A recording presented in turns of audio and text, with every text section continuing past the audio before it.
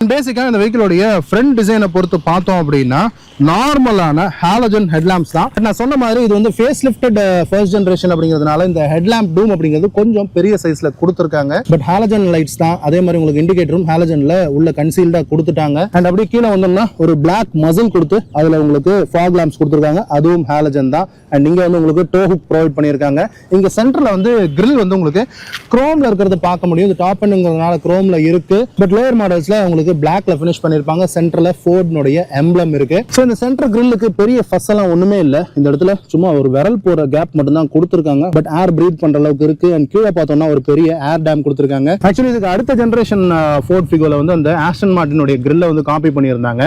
But இந்த ஏர் dam பார்க்கும்போது கூட எனக்கு வந்து அந்த ஆஸ்டன் மார்டினுடைய கிரில்ல வந்து கொஞ்சம் அப்படியே மிஸ்மேட்ச் பண்ணி போட்ட மாதிரி தான் எனக்கு ஒரு சின்ன ஃபீல் அப்படிங்கிறது இருக்கு. பட் இதுல ஒரு பெரிய டிசைன் அப்படிங்கிறது ஒன்றும் இல்லை. ஜஸ்ட் ஒரு ரெக்டாங்கிள் ஸ்லாட்ஸோட கொடுத்துட்டாங்க. அப்படியே மேல வந்தோம்னா ஒரு ஸ்லோப்பிங்கான பானட் தான். அதுல 2 க்ரீசஸ் மட்டும் கொடுத்துருக்காங்க இந்த ஹெட்லைட் வர போர்ஷனுக்கு. அப்படியே பானட் வந்து மேட்ச் ஆகி வர மாதிரி பானட்லயே உங்களுக்கு விண்ட்ஷீல்டு வாஷருக்கான அந்த 2 ஸ்ப்ரேயர்ஸ் ப்ரொவைட் பண்ணிட்டாங்க. அண்ட் ஒரு ஸ்லோப்பிங்கான விண்ட்ஷீல்டு 2 வைப்பர் ப்ரொவிஷன் கொடுத்துருக்காங்க. அண்ட் இங்க வந்து மேல ஒரு ஸ்டர்பி ஆண்டனா ப்ரொவைட் பண்ணிட்டாங்க ரேடியோக்காக.